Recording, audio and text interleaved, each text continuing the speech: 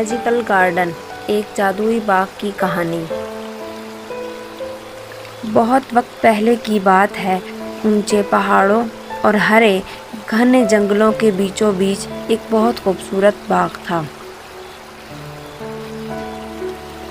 یہ باغ دوسرے باغوں سے بالکل الگ تھا کیونکہ یہ عجیب و غریب مخلوقات اور پودے کا گھر تھا۔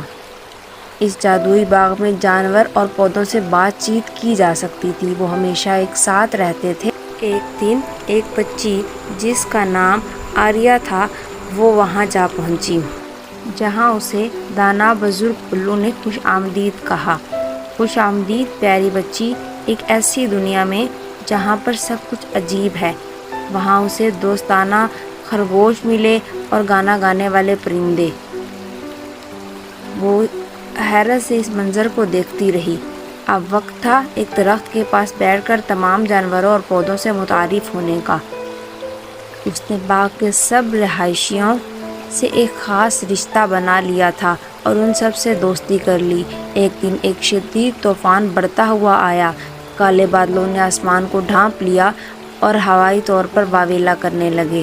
باغ کے باشندے ڈر گئے، لیکن آریہ نے انہیں خاموش رہنے کا کہا اور اولیور سے مشورہ کیا۔ تو اولیور نے اسے کہا کہ کسی بھی خطرے کا سامنا کرنے کے لیے سب سے پہلے اتحاد اور رحم دلی کا ہونا ضروری ہے۔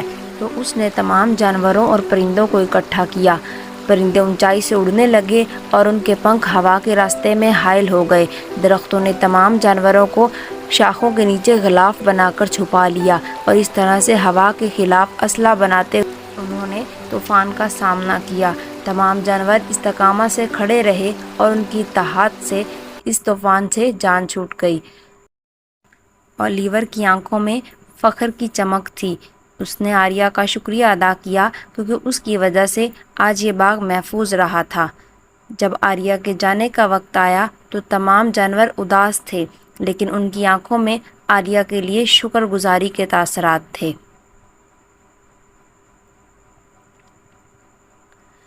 اس کے بعد جادوئی باغ اور للی کی دوستی کی کہانی ان کی نسلوں میں منتقل ہونے لگی، تاکہ وہ اپنی ہر آنے والی نسل کو یہ بتا سکیں کہ کس طرح سے اتحاد اور دوستی کی طاقت سے انہوں نے مل کر ایک خوفناک طوفان کا سامنا کیا تھا۔